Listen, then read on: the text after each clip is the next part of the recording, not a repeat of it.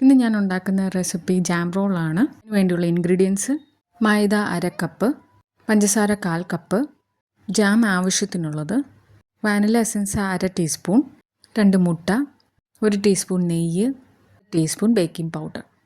മൈദയും ബേക്കിംഗ് പൗഡറും നന്നായി യോജിപ്പിക്കുക.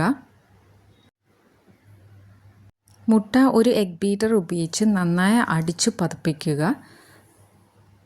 ഇതുപോലെ നന്നായി പതഞ്ഞ് വരണം.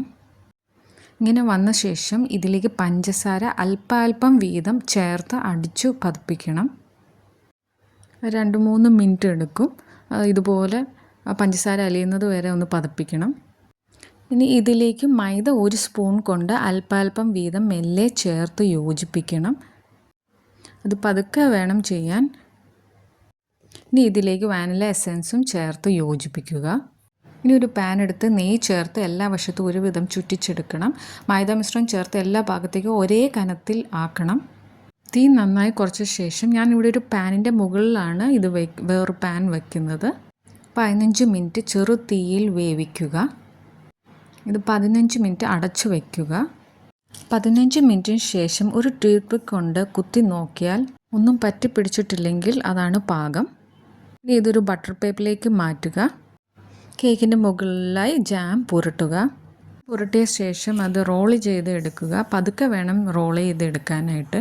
റോൾ ചെയ്ത ശേഷം 15 മിനിറ്റ് ഫ്രിഡ്ജിൽ വയ്ക്കുക. ഫ്രിഡ്ജിൽ നിന്ന് എടുത്ത ശേഷം ഇതിന് മുകളിൽ ജാം അപ്ലൈ ചെയ്യുക. അത് വേണമെങ്കിൽ ചെയ്താൽ മതി. കടയിൽ കിട്ടുന്ന പോലെ കിട്ടാനാണെങ്കിൽ ഇങ്ങനെ ചെയ്യണം. ജാം അവിടെ പ്ലേറ്റിൽ പരത്തിയിട്ട് അതിൻ്റെ മുകളിലായിട്ട് ചുരുട്ടി വെച്ച ജാം റോൾ അതിൻ്റെ മുകളിൽ ജാം അപ്ലൈ ചെയ്യുക. അതിൻ്റെ മുകളിലായി കുറച്ച് പഞ്ചസാര സ്പ്രിങ്കിൾ ചെയ്യുക. ഇനി അത് കഴിഞ്ഞ് കട്ട് ചെയ്ത് നമുക്ക് പ്ലേറ്റിലോട്ട് സെർവ് ചെയ്യാം.